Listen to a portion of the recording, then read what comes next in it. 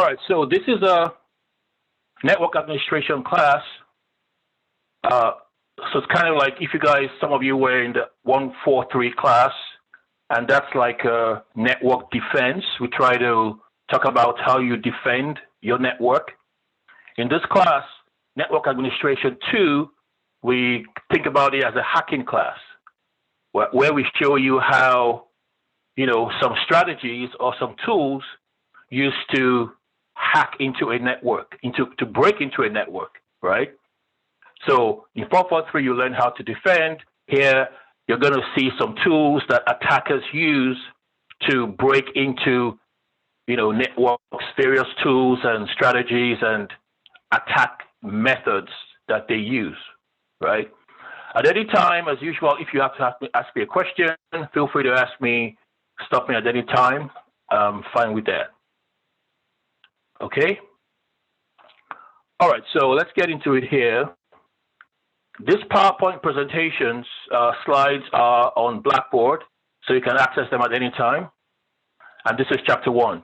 The book, well, we're going to talk about that later too, but if you have once you sign up for the MindTap and Cengage, well, the ebook is part of that. In fact, I have that here.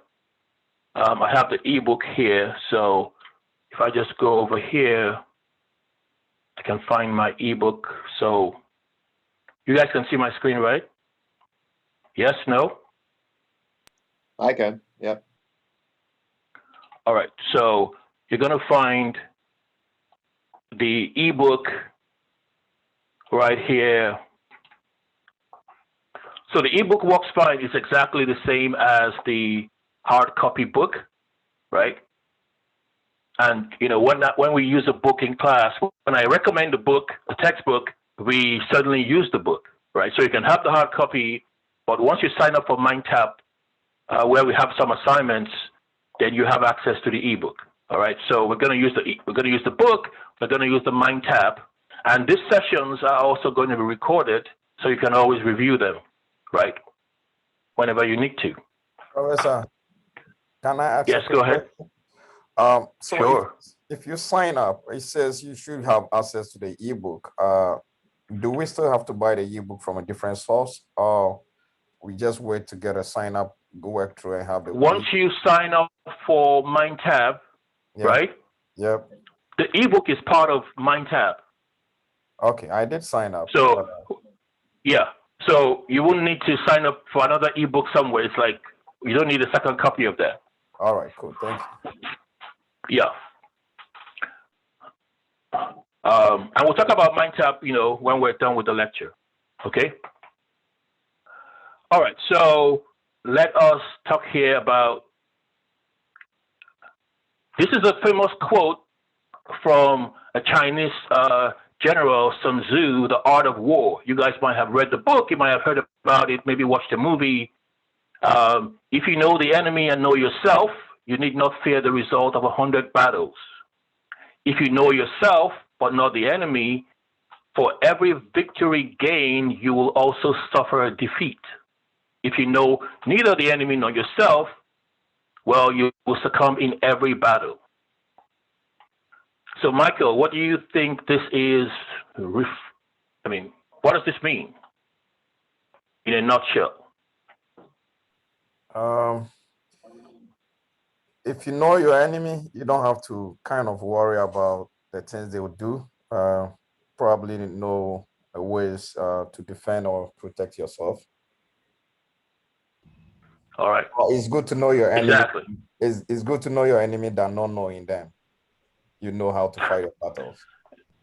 Exactly. So if you're going to be in network administration, it might be your job one day to be a part of the security team. You want to know what exactly are we defending ourselves against, right? Imagine yourself being a police officer, right? You've got to know, well, what are the dangers out there? What kind of incidences might happen, right? How do I need to protect myself as a police officer going to work? going to work in the community, stuff like that. So whatever you do, you always, even if you're going on a road trip, you're going from here to New York. Well, you got to know how long is the journey. Do I have enough money? Do I have enough money on me? Do I need to buy gas? Do I need to buy food? Anytime you're undertaking any kind of activity, you always got to be prepared. Now, in terms of security, Michael said it right. You've got to know what are the potential threats that are out there. And the word threat is what we're gonna look at that word because it's an important word in this discussion here. So that's what this quote is all about: understanding what you're up against, understanding the enemy's capabilities, and what you got to do about it. How do you defend yourself? How do you prepare yourself? Right? You got to know what kind of tools the enemy is going to use. Right? In the 443 class, we asked the question, why do we need security? Angel, can you remind us of that? What's the whole point of, all the security preparations and, activities we have to go through to protect ourselves? Why do we need security? I would say we need security because we want to keep our information. When I say us, like organizations, companies want to keep their information safe as well as, available for the right people. So that way they can access the resources without interference or, anyone that shouldn't be accessing that information. We make sure that they're not doing that. And I think that's the key there. Anyone that should not be accessing that information or building or device, right? Or employees or a certain, part of the building or part of, the campus, for example, the office building. We call people who shouldn't be getting to places they're not supposed to get into. We say they are not authorized, right? And if I can summarize the whole security discussion, it's about authorized and unauthorized people. Unauthorized people are always trying to gain access. And it's your job to know what kind of tools that those guys use so you can be in a better position to defend yourself and your organization if the need arises. All right, let's keep going here. So let's go to, now, if you've been in my class, you understand this already. If you have not, this PowerPoint slides has some extra notes that I need for myself for the class. So you're free to take down your own notes, right? When you're in class, don't just sit down and watch like you're watching a movie. It's not a movie, right? You might need your own notebook so you can write notes for yourself, things you want to remember. You can write it, on a paper piece of, you can write it in a notebook. You can, make notes, you have all kinds of tools online, or you can, use Microsoft Word to write your own notes in a way that you understand what the lecture is all about. All right. Okay. So we're going to talk here a lot about hackers, right? Or hacking, should I say, for this first lecture, chapter 1. There's a lot of emphasis on hacking. You're also going to talk about penetration testers, right? Pen testers, some people call them. Or you might also call them the red team, right? Well, the pen testers and the red team are not exactly the same. Some similarities in their roles, but we'll talk about it. Now, critically, in this first chapter, we're looking at the legality of what we are into, right? When you start discovering some of these tools, right, there is a tendency for some people to go crazy and feel like, wow, I have these tools, I can do this kind of stuff easily. Well, let me try it out. You've got to stay within the confines of the law. What I'm doing, is this legal, right? Is this legal? It's a big deal to understand what is legal and what is not. Right? You might work in your company, you might be employed, you might be an entrepreneur, you might, go out of state. There are laws, there are computer laws, there are networking laws, data laws, laws for accessing data. We have to be knowledgeable about the laws that govern security, data security, device security, and stuff like that, right?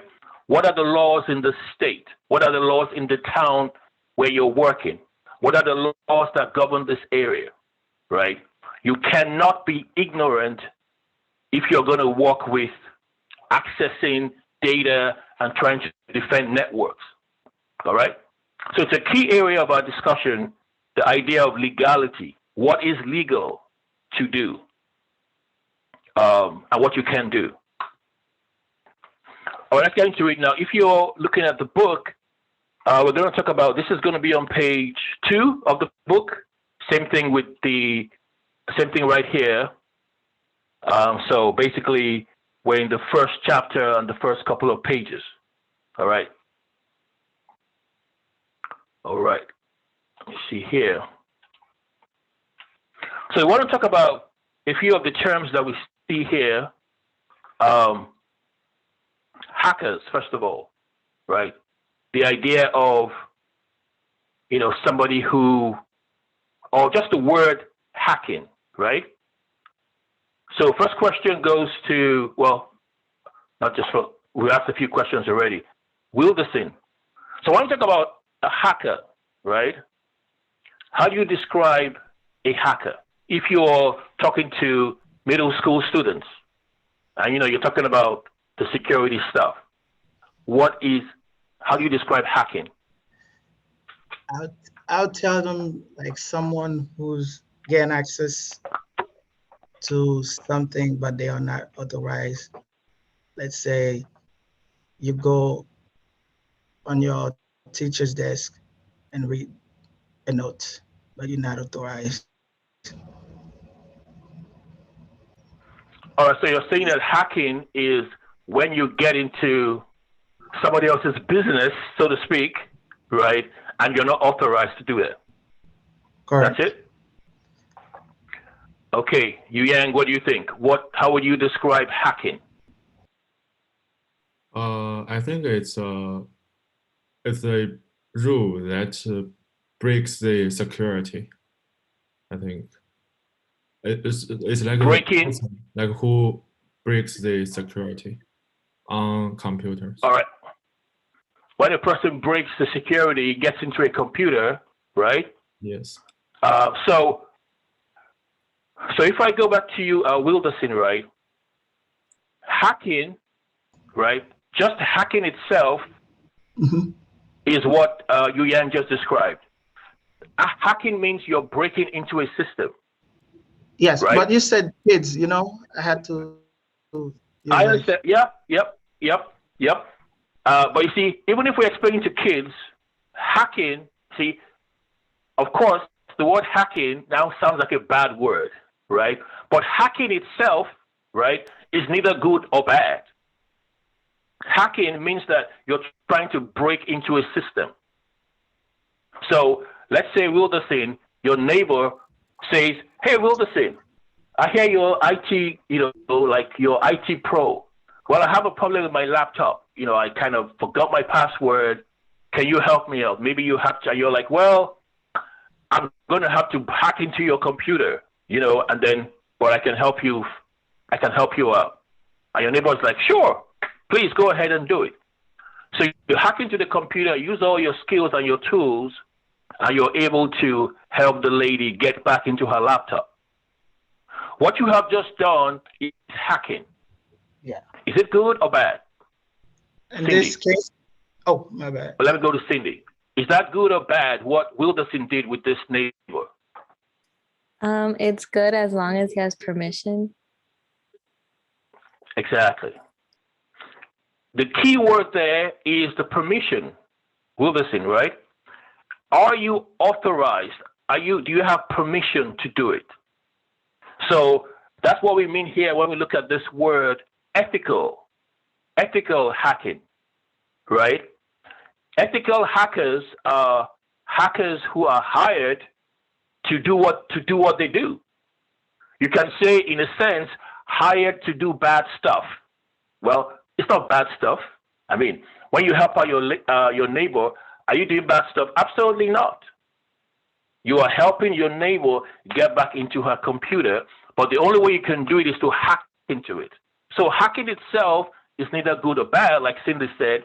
It is about who's authorizing you, right? So ethical hackers are hired by companies, right? And that's where we get that term penetration test, right? And if we look back in the book, let me go over here. We see right here, it kind of defines for us what penetration test is. A test done by security professionals to break into a network. That's what we just said, right? With what? With permission. With permission. So hacking itself, is neither here nor there. Do you have permission to do it? Right? That's the point of what we're trying to talk about here. So penetration testers, it might be your job at a point, you might be a part of a penetration testing team or company. The job of penetration testers is quite an interesting job, right? It's quite an interesting job here. And we're going to look at it in more detail as we keep going. But basically, you want to understand that penetration testers are basically ethical hackers, right, who try to get into a company to figure out what are the weak points, what are the weaknesses, the vulnerabilities that might exist in your network, in your security setup, right? You want to figure out the vulnerabilities there. Now, does that actually make sense to hire people to figure out your your weaknesses? Does that make sense? Surafel, what do you think? Like, hey, why don't you guys break into my company here and tell me how messed up the security is? Does that make sense? Surafel, what do you think? I think, yes, it does make sense. So penetration testing is launched like to check the company's vulnerability, if the company is vulnerable for hackers or not. So it does make sense. So what does the company expect to get out of that? Surafel, you hire penetration testers. What are you expecting at the end of the day? If the security, like if the company security is like if the company is not like vulnerable to hackers, like something like if like someone like some hackers can access something from the company or not. So the penetration testing is used to check that. So if the company is vulnerable, they will find out at the end of the test, and they will take like extra security if it is vulnerable, and if not, they will know that the penetration testing will verify that the company is safe. Exactly, you're right. All right, so part of penetration testing is also what we call vulnerability assessment, right? We're going to see that there are organizations that publish vulnerabilities, right? It might be a vulnerability on the software, on an application, on a device. These vulnerabilities are published so that vendors and users can be aware and, maybe suggested ways of fixing these vulnerabilities, right? We're going to discover that what an attacker depends on, like one of their biggest, shall I say, goals, if you can say that, is to look for weaknesses or vulnerabilities in any system or in the company among the employees, right? Who can we get to without much of a problem? What device is not secure? Even when you go to the building physically, which do they leave doors open? Do they leave the windows open? You know, do they leave the key to the server room under the doormat? Right? Vulnerabilities. That's one of the precious gems that unauthorized people try to get a hold of. Because if they can figure out your vulnerability, then they can, take advantage of that to do their deeds, so to speak, right? All right. So right here it talks about security tests. Besides a break-in attempt, includes some kind of analysis, right? Analyzing the company's security policy and procedures. Now, we covered this a lot before in the other class when you talk about the policy of the company, right? What the policy of the company dictates how you approach your entire security. And your policy is a document, an actual document. It's like the laws of the company, right? That says basically like the commandments. This is what we are trying to accomplish through our policy.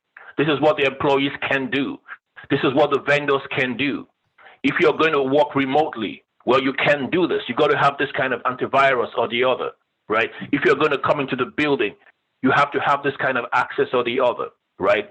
Your policy is a document that guides how organizations set up their security, right? So the policies and the procedures that are in place, right? As a security company or as a security employee, member of staff, it's a vital document that every company will have that lays out your policies and your procedures so that your staff know what to do at different points. If somebody calls the company and says, can you give me the cell number of your CEO? Well, if not, if somebody calls the company and customer service picks up the phone and says, I need the phone number or the cell phone number of the CEO, should you give out the phone number or not? Well, that isn't easy, no. I mean, especially the CEO. But in general, well, I have a $10 million business for the company. I need to speak to the CEO right now. But still, Are you going to give the number? No, still, the policy would state that you're not supposed to give a third person, an employee's number or information, and you're not in position to make that decision to, even though they have a lot of money. It's just gonna be so obvious, It's just a no answer, just straight up forward, based on how they come to you. All right. So when you say obvious, that is a word you never use, right? When you're in this kind of position, you don't ever say something is obvious. Well, why not? Why do you think I said that? Why do you think I said that? That you don't say things are obvious. Well, if it's obvious, right? If it's obvious, 1 second. If it's obvious, why are you going to need policies and procedures? Well, we should all know, right? We're all smart, so everybody should know what it is. Well, first, not everyone think the same way. Because, for instance, right. you might know what 1 + 1 is, and I might not know what 1 + 1 is. It might not be obvious for everybody. It might be obvious for me because, let's say, if you had experienced the same thing again, before, and then it happened again, then you're gonna be like, okay, that's obvious. It happened to me, it's not gonna happen again. But to answer your question, not everybody think the same way. So it's obvious after you are taught, after you learn what you're supposed to do. Yes, it's exactly. not intuitive. You don't just know it because, some companies might say, if you get a call about people's, for example, right? When I worked as a IT professional, believe this or not, my CEO said to everybody, make sure you give my cell phone number to everyone that asked. Can you believe that? My CEO said to everybody, to all members of staff, right? In fact, he used to post his cell phone everywhere. Anybody that asked, give them my cell number. Was that a testing or? No, for real. That's how he operates. He's like, look, I'm an open door guy. We want to reach out to the public. Anybody wants to talk to me, tell them to call me. For real. Maybe. So it's not about. Go ahead.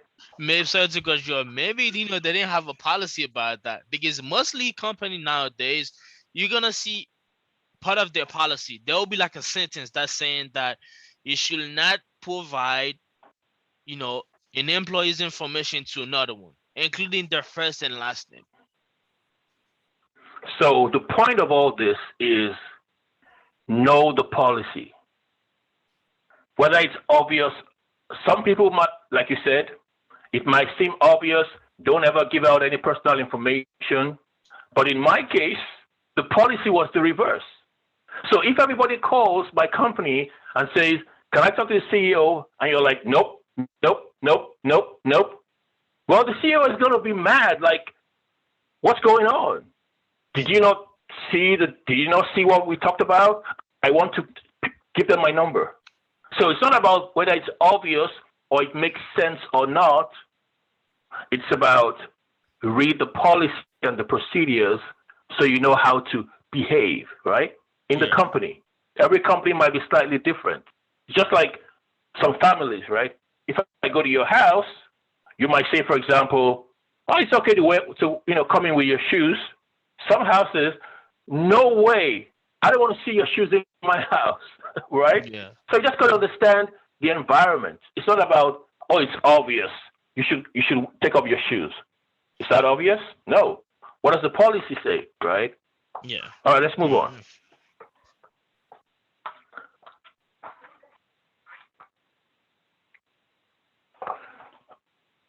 All right, so going on here. So we'll just talk about hackers, right? And the activities of hackers. Let's go back to the book and see what we can find there.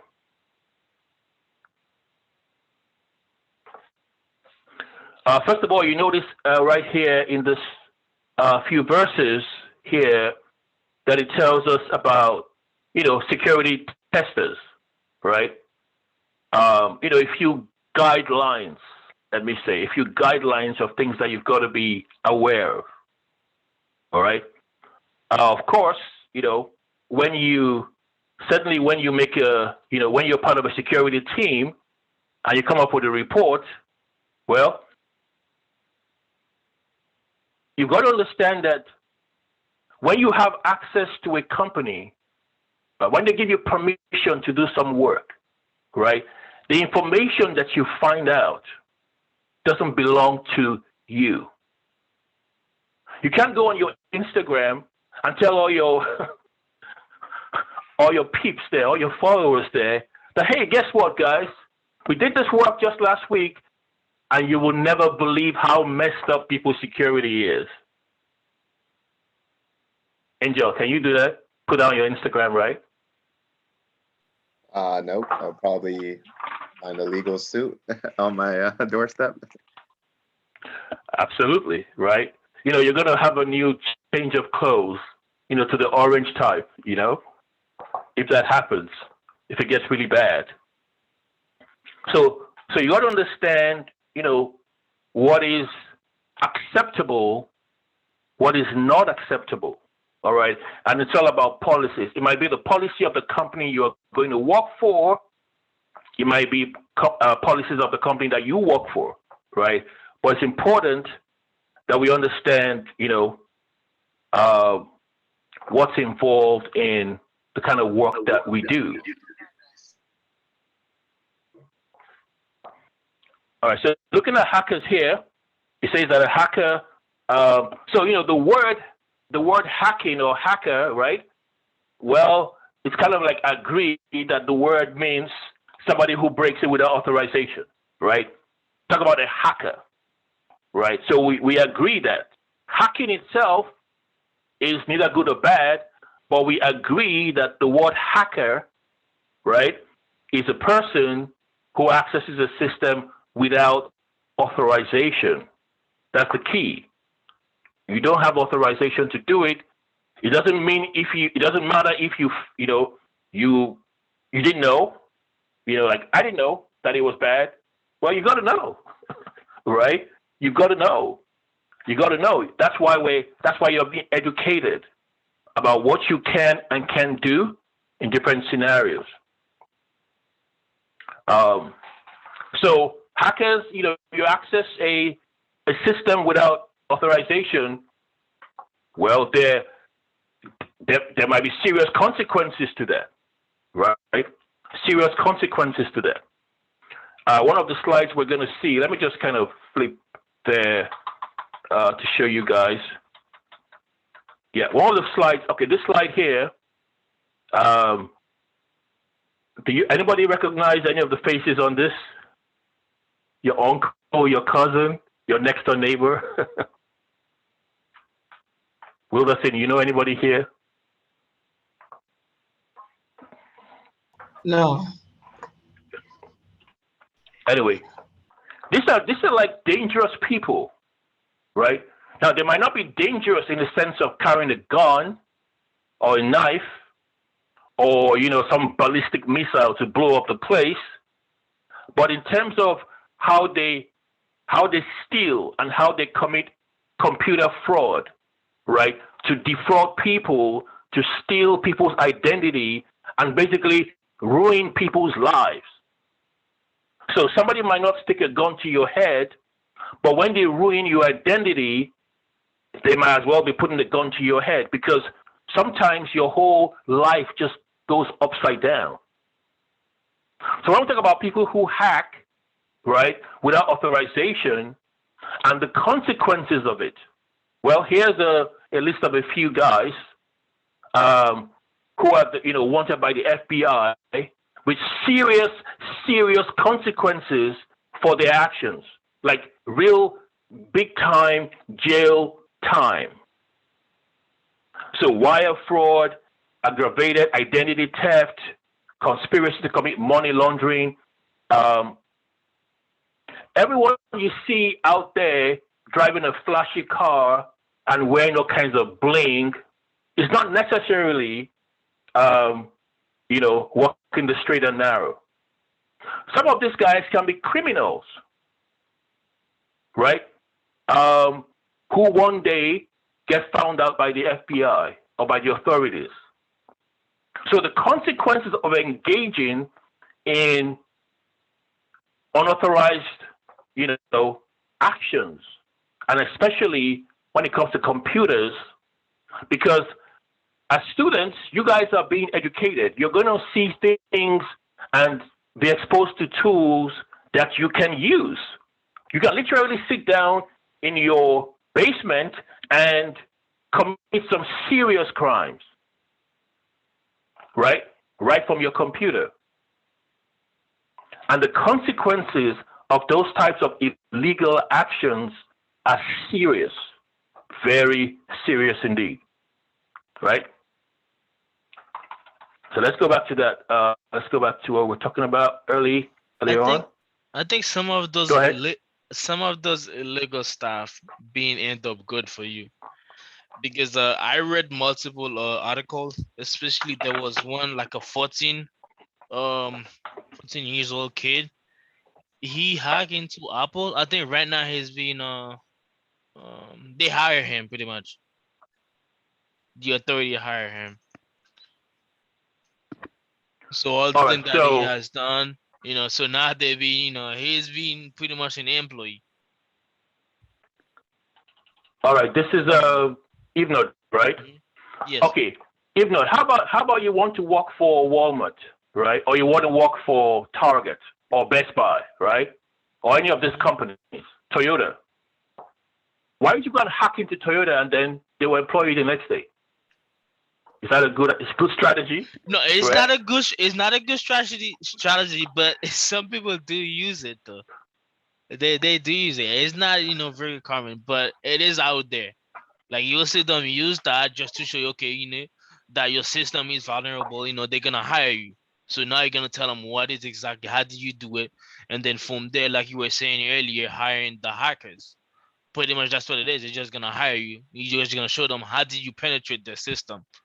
They're just gonna, you tell them, that you're gonna see the loopholes and Yeah. pretty much become an employee. That's illegal. Well, It is illegal, you're go right, ahead. but some people use it. And can end you in jail. So why do you go that way? They hire you while you're rotting in prison, right? It is true. It is true that the FBI and companies hire hackers. It is true. In fact, there's a program, where a lot of computer whiz kids, so to speak, called DEFCON. DEFCON is a conference. Well, I'm not sure because of the pandemic if they've kind of been having their conferences, but they have conferences all over the country, and you have all kinds of experts, security experts, the FBI, the CIA, hackers. Everybody comes there. Everybody comes there. And one of the things that happens there is the FBI looks for people to hire. Because you're right, these guys have the skills, and so they hire them. But you never, ever, ever break into a company with, and like, okay, well, they're going to know how good I am, so they're going to hire me. That is like the craziest thing you can do, right?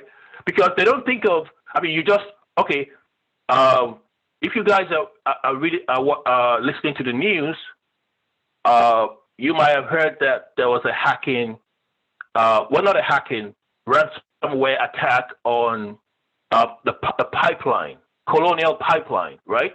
Down south that affected, oil distribution. Now, are you telling me that those companies, after shelling out millions of dollars, are trying to hire the guys who hacked into them? Like, that's the first thing they're thinking about, right? Like, let's hire these guys so they can help us. No, that's not the first thing you think about. You think of throwing those guys in jail and throwing away the key forever. So it's not a good strategy to think that, oh, they get hired. One of the most, shall I say, famous cases is Edward Snowden. Anybody heard about Edward Snowden? Yeah. The Russian, right? A Russian? Wait, no way. He went to Russia, I think. Yeah, He's in Russia. He went to Russia to hide out in Russia. But Edward Snowden was employed by the NSA.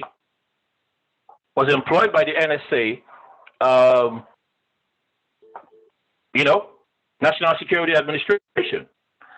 And he took some of the secrets there, and he started to expose the secrets. Now, you know what the United States do to people like that? Some serious stuff happens. So he took off, right? And I think he was in China and then Russia and, different places. But it's a serious crime, all right? So that's not a good way to get a job or to hope to get a job, is to hack into a company thinking that, they might just hire me because of how good I am. No, sir. All right? Okay. Let's keep going here. So I want you to look into the book. You're going to get some more information there about what we're talking about, but let's look here at this particular. There's some terms that you have to be familiar with, because when you do your assignments, these terms are going to be, requiring you to understand what they are, right? Words like crackers, not crackers that you buy at Target, right? Crackers, script kiddies, packet monkeys, those terms you got to be familiar with, right? Now, talking about hacktivists, so that's a form of hackers, right? people who feel like they want to make a statement. A lot of times, political statements, right, about what's happening, about immigration, about the voting system, about employees, how they hire, or whatever statement, how the government makes its laws, or the police, or something. Activists try to basically commit crimes, trying to make a statement, right? Trying to ask for something, trying to, fight against something, trying to accomplish some kind of a goal, right? So here's a list of what penetration testers really are involved in, right? Right here. So you want to go through just to be familiar, but we talked about it. So perform vulnerability attacks, assessments in the internet, intranet, and the wireless environments. They perform discovery, if there are any ports that are open, if there are, any services that are open, you want to figure out what is the juicy stuff we can get a hold of, right? Your job might involve you applying appropriate exploits to gain access. You're going to carry out all these activities, right? Now, very importantly, right here it says debrief. When you're done with the job, like I said, you produce reports. You don't go posting these reports on YouTube, on Instagram, and telling your friends about it. This is serious stuff. It's as serious as going to the doctor, and the doctor has your medical report, and the doctor takes your medical report and go put you on the internet. No, but that's like no, right? So you want to discuss with the clients once you're done, because they might want to start talking about the strategies of, okay, how do we fix stuff? Very important, this line here, a good understanding of the laws. What can you and what are you allowed to do and not do, right? So some of the work you're going to do here, some of the hands-on projects and some of the virtual labs we're going to do is going to expose you to a practical knowledge, right, of some of these activities here, right? You're going to do some penetration testing and try to just get a sense, right, of how some of this stuff work. All right, let's keep going. All right, so this is what we talked about already, penetration testing methodologies. You've got three models, right, that we look at, three models. Referred to as the white box, the black box, and the gray box model, right? So in the white box model, your team is going to that company, right? And they give you all the information you need. What kind of operating systems you have, how many computers, what kind of antivirus you have there, what computers have antivirus, where you have your switches, your routers, where you have deployed patches, all kinds of, you give them information, right? And so you're going in as a security tester, you basically have a lot of info. And so you can do your work. It's kind of easier to do your work because you have some info. Now, if you're going with the black box model, the black box model is the total opposite. You have no information. You're going in blind, so to speak.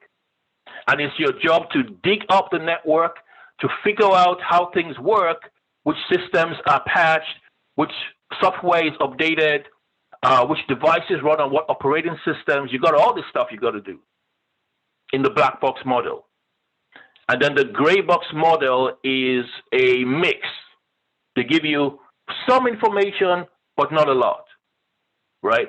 So it says it's a hybrid of the white and black box model, where you get some info, but you got to do some of the other work yourself, right?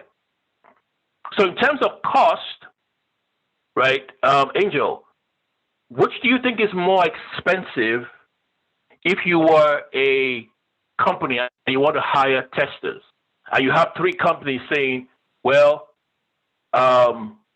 we work on the white box model, the other guys work on the black box model, and the third company works on the gray box model. Which is going to be more expensive, do you think? And why?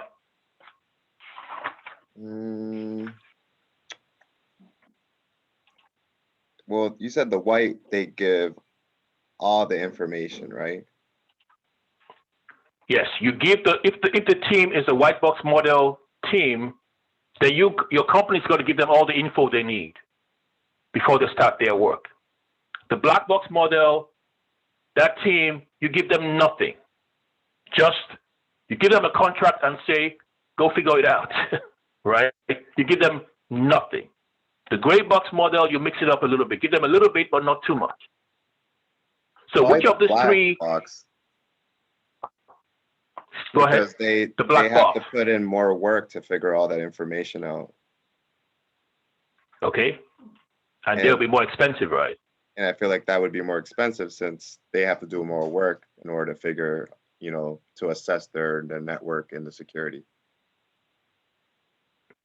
Okay, now how about effectiveness? Now the black box model sounds like it will be, more expensive because they're doing all the work, like you said. But how about effectiveness? Yu Yang, which do you think will be more effective in helping your company, get the job done in terms of figuring out its vulnerabilities and stuff?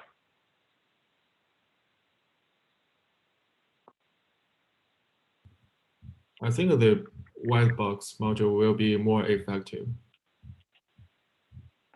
Why? Because you got all the things you need, and so you can just start right away instead of figure out every things you need.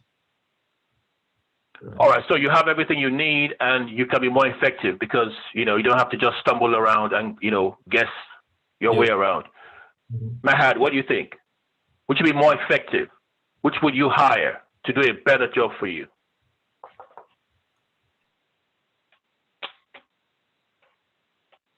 Mahad, are you there?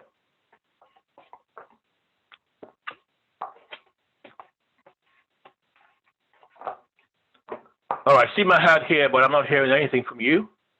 Francine? Lynn? What do you think?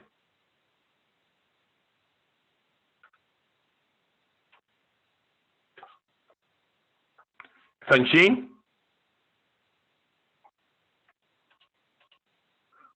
Hey, did you guys just log in here? I just go to disappear? bathroom. No, sorry, I go to bathroom. Okay, are you done? Are you back? Yeah, I'm back. That's why I opened the mic. All right, so tell me, what's the last thing you heard us talk about? If you went to the bathroom, what's the last thing we talked about, or what did you hear? I just didn't forget. What? Oh, I didn't. I don't really remember for. What is the last thing you heard before you left to go to the bathroom? You don't know the last thing you heard?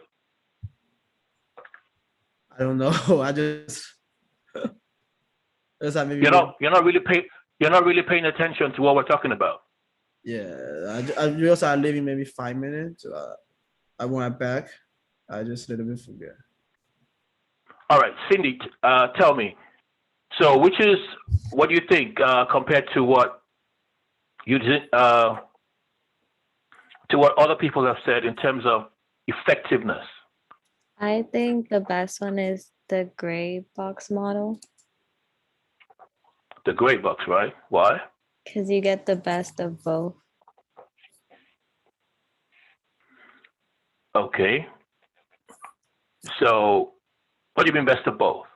You get some of the white and then some of the black, and it can give you a lot of information. It's just you get both, because if in the black box model they don't have any information and it's too expensive, and then in the white they have a lot of information, but in the gray it's a mix of both.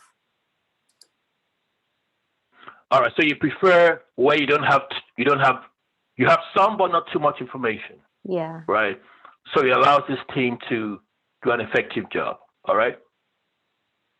Yeah, I mean, money is always an important part, but at the same time, you also want to, you want to get the job done effectively. All right. So, good point there.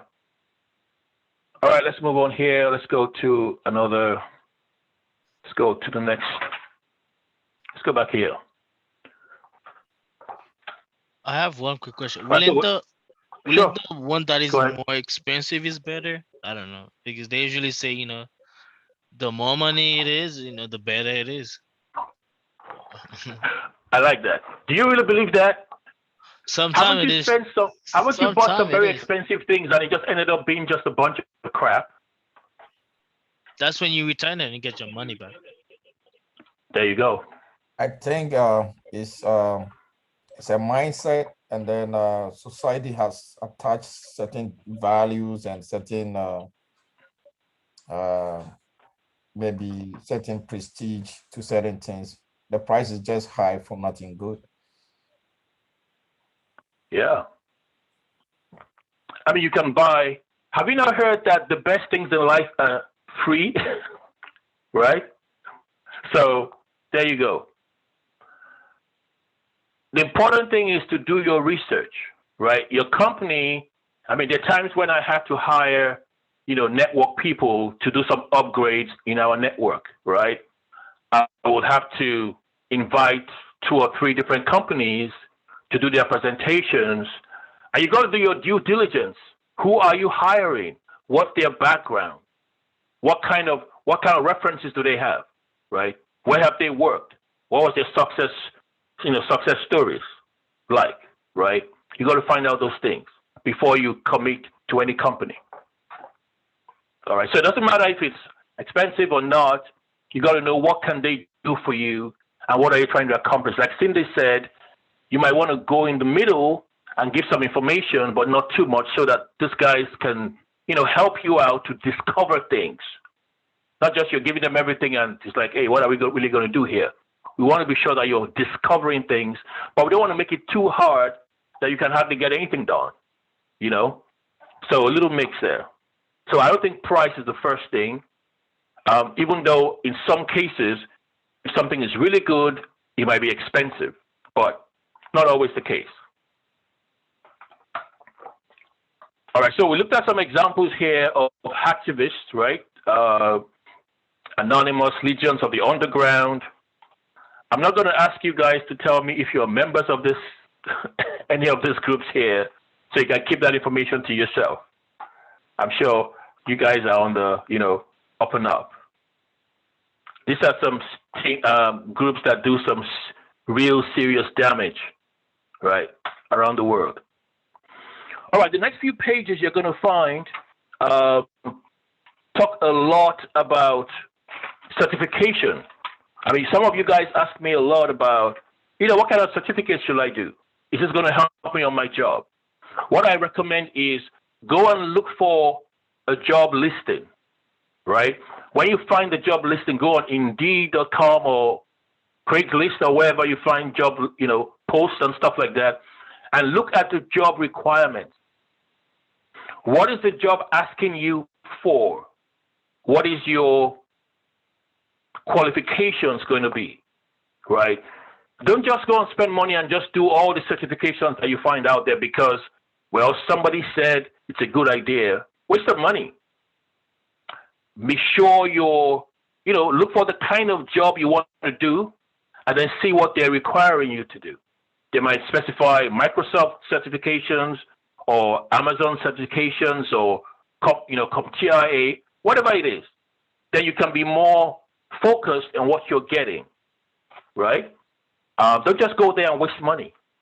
Money is hard to come by, so you don't want to just throw it away. Even if the money was given to you for free, right? It's hard to get money, guys. So once you get it, make sure you're spending it wisely. So if you're going to do any of this stuff, I mean, you're looking for a job, so you can't even afford to be spending all this money when you don't even have a job yet, right? So I always say, before you, where's this? 1 second. All right, before you determine, before you go and start doing, exams or all kinds of Okay, I'm going to come back to this. Let me just go to the part we're just talking about right now. Okay, well, I don't think I have that in my slides, but you're going to find that various certifications. Let's go to the Mine tab here and see what those certifications are. All right, so right here you find certification programs for network people, right? Different kinds of programs that you can do. Offensive security certified professional, certified ethical hackers. You can see what they do here. They specialize, or rather, the coverage areas in the exam includes footprinting, scanning, enumeration. We're going to talk about some of this stuff in this course. Sniffers, denial of service, hacking web servers.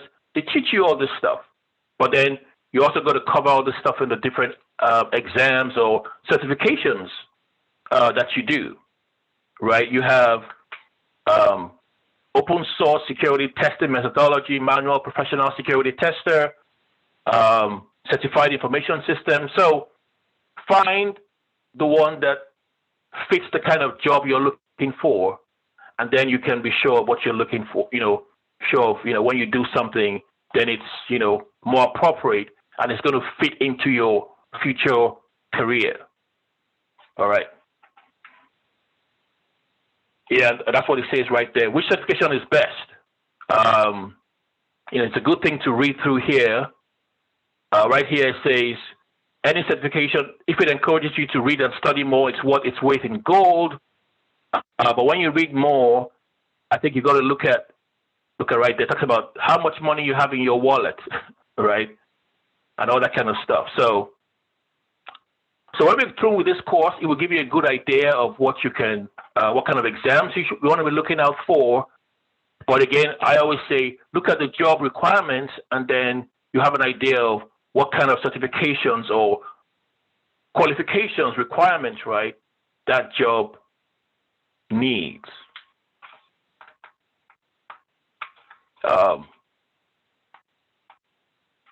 Okay, let's get going here. Let me go back to. All right, so these are the different models we just talked about here.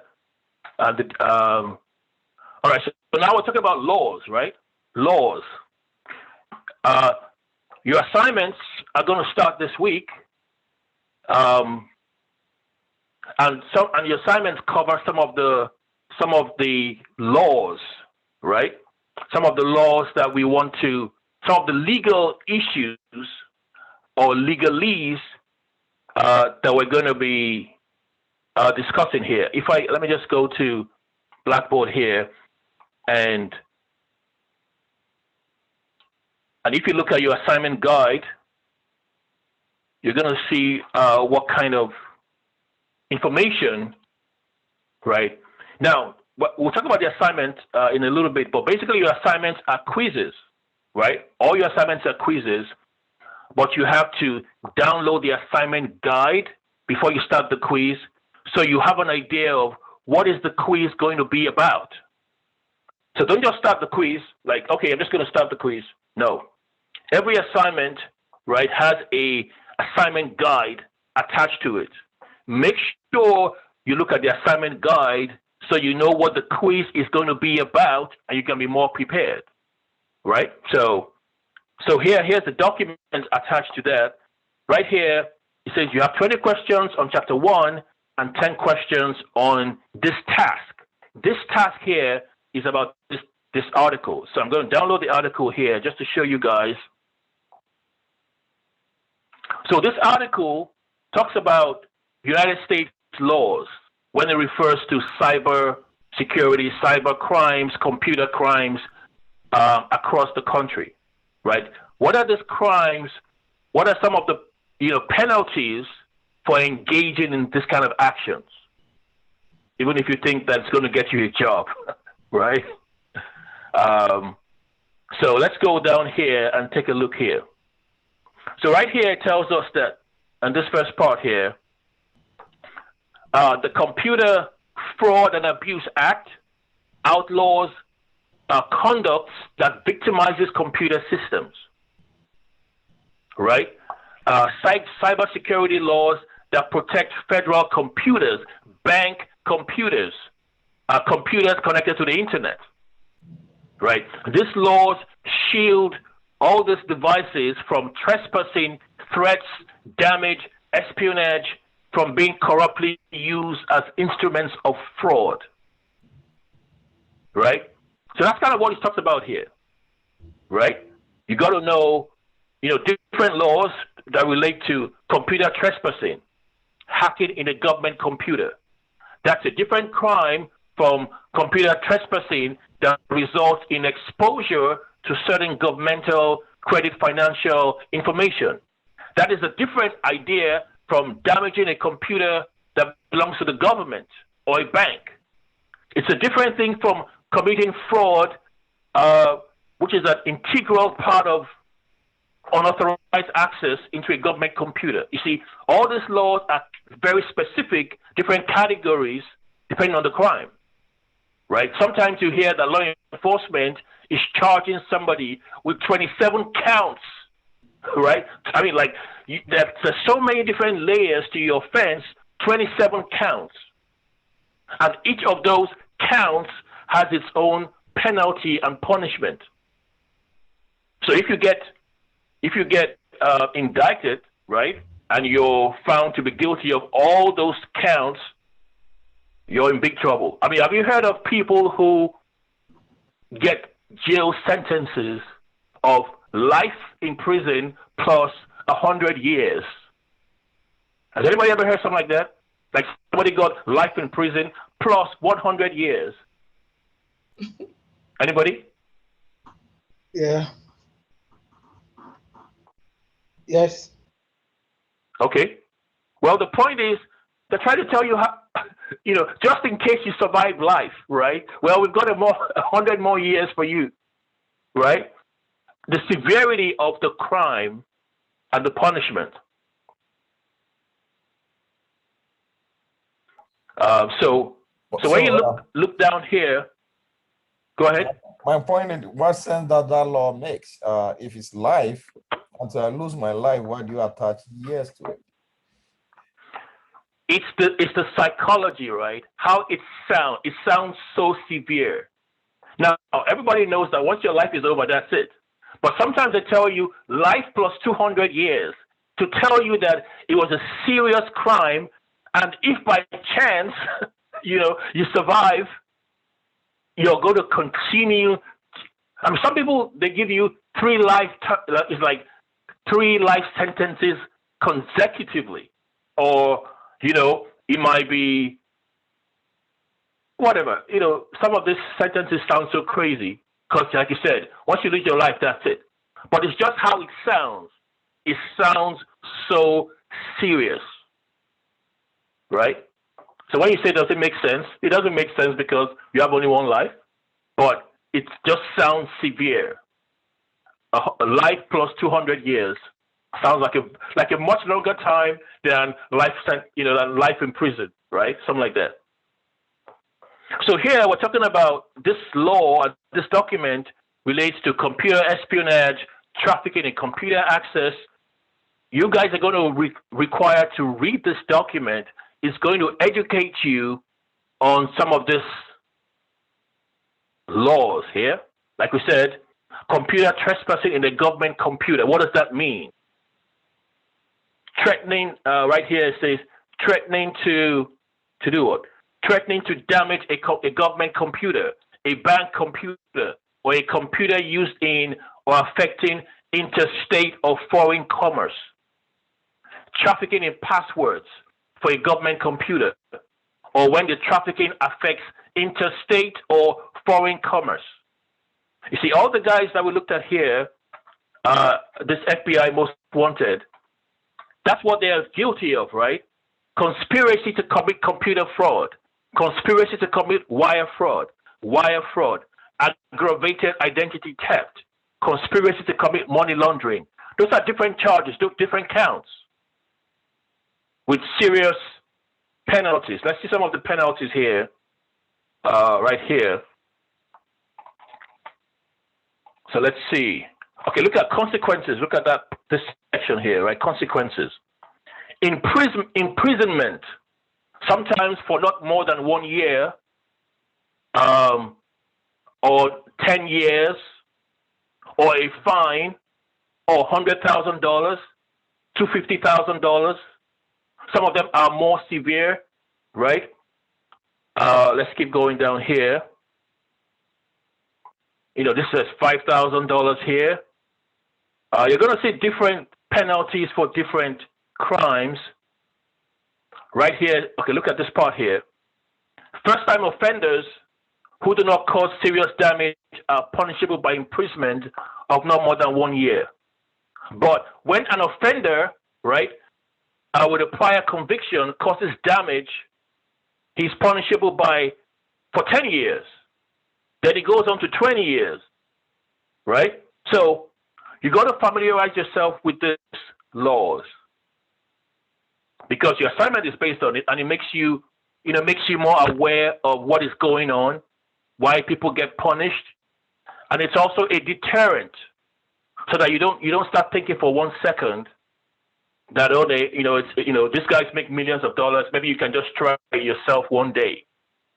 You don't want to do that, and you might also be in the position to educate other people.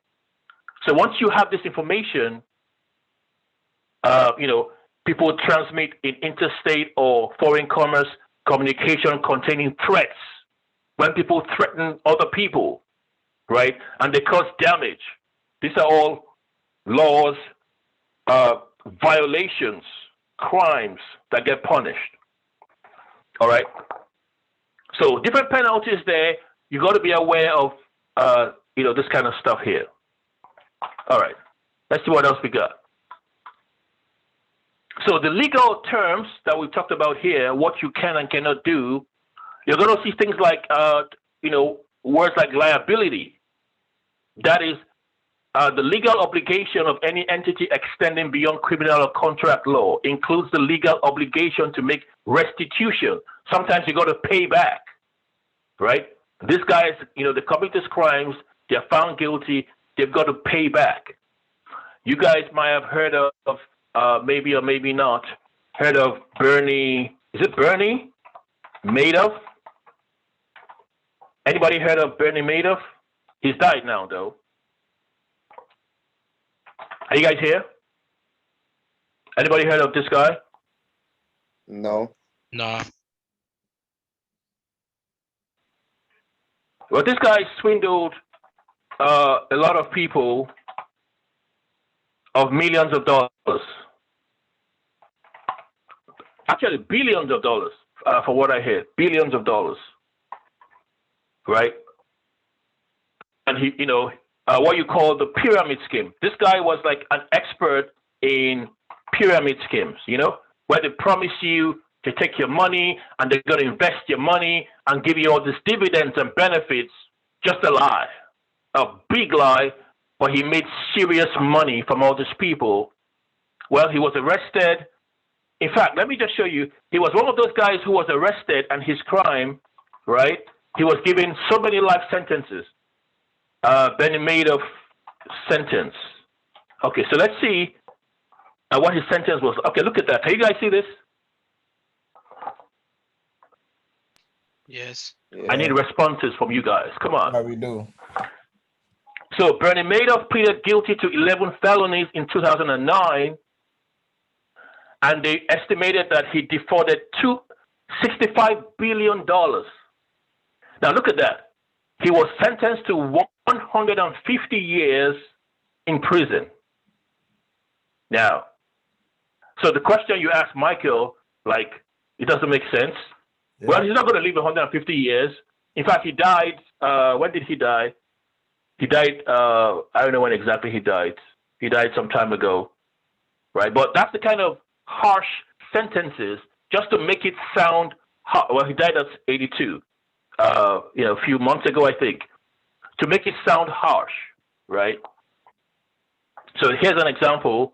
His was not computer crime. His was embezzlement. You promise people you're going to do stuff with their money, and you just do nothing, and you steal all that cash, all that money. All right, so these are serious things. So he had to make a lot of restitution to try to get back as much of the money as possible and give back to the people who were wronged, right? Due diligence. I said before that when you're hiring a company, you're trying to get penetration testers to work for your company, you got to do your due diligence. And you also got to do the due diligence when you're going to work in a place. Well, what do I have to be aware of? What kind of computer laws do I have to be aware of if I'm going to work out of state? Your company or your client might have done the work for you, but you need to be aware of it because you might get into trouble. So there might be, you might have to make contact with, local law enforcement. You might have to look at the written documents, go to the library, find out the information. You don't want to get yourself in trouble by being unaware or uneducated about some of this stuff here. What are the different U.S. regulations? Privacy Act of 1974, Electronics Communication Privacy Act, HIPAA laws. If you work in healthcare, right, you might be aware of HIPAA laws. In education, there's FERPA laws, laws that don't allow you to publicize or, give out people's information, people's medical record numbers, or students' ID numbers and things like that. There are laws that protect all that stuff, right? We have the Financial Services Modernization Act, or Graham Leach Bliley, I believe, Act of 1999. So there are a lot of these laws here that we've got to be, gradually getting familiar with. All right. And different states have different laws. Federal laws are different from state laws. We don't have to memorize everything, but going through this chapter will give you some, some knowledge, right? So I have this information here for you guys, what I call the 10 Commandments of Computer Ethics. If you've taken a ethics class with Professor Potashnik, anybody taken a class with Professor Potashnik, the ethics course? Yes. Okay. 270, I think 271 or something. Yeah. So you might have covered a lot of ethical issues when it comes to the industry. Well, here's a few of them. Thou shalt not snoop around in other people's computer files, right? Thou shalt not copy or use proprietary software for which you have not been paid. Thou shalt not use a computer to steal, right? This kind of offenses land people in serious trouble, right? Thou shalt always use a computer in ways that ensure consideration and respect for your fellow human beings, right? So, if one day you're a supervisor, right, you can print this thing out and put it there for your employees to see every day, so people are aware. Nothing is obvious if people don't know about it. So it might be your job to train people so they're aware. We talked about this, guys, already. So some of the hands-on projects you're gonna do in MindTap involve what we call things like port scanning. And when you go back to the MindTap document, you see. Okay, talk about laws of the land. Port scanning, right? When you are able to, use the right tools to go into, of course, illegally. Actually, some of these things can be done, legally also. You might have the same tools because you want to investigate your network. You want to scan your network to know what is going on, right? So port scanning, you're going to get your hands dirty doing some of the activities we have in MindTap.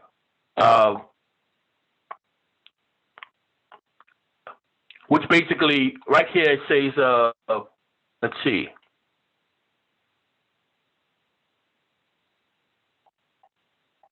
Let me just give you some info here. All right, so port scanning is also an activity that penetration testers have to conduct. You might want to know what kind of ports or firewalls are open on the system that we need to address.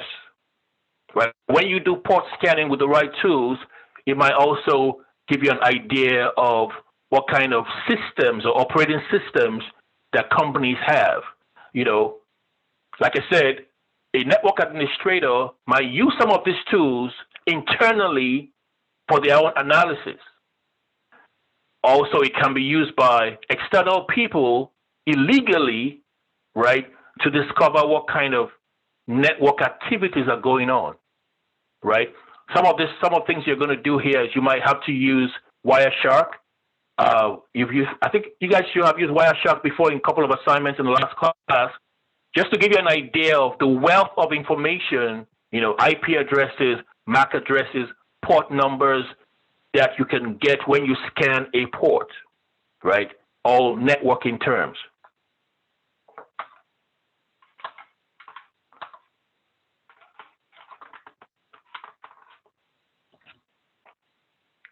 All right, so identity theft are things that we're going to also, you know, talk about.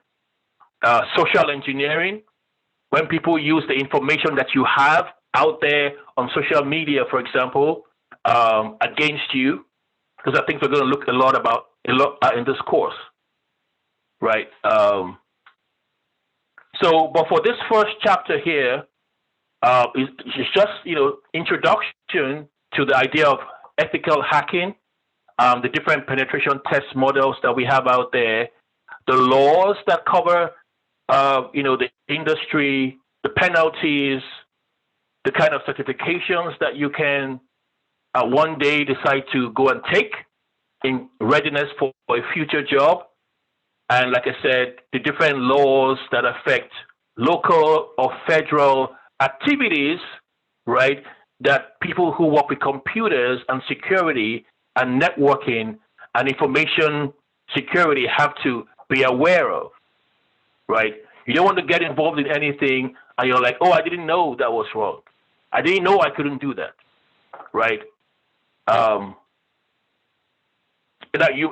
It may not be your job to know any of this stuff. Maybe your company has figured everything out already, but it may be your job. So just being aware is a good idea, all right? It's a good idea. So another chapter 1 is intros to stuff we're going to be talking about in subsequent classes. All right, so that's all we got for chapter 1. Make sure you review the book, review the PowerPoints, and just, you know, if you got questions, you can always write them down. But when you review, it's not a very big chapter at all, just a few pages, and then get yourself ready for the assignments. Okay.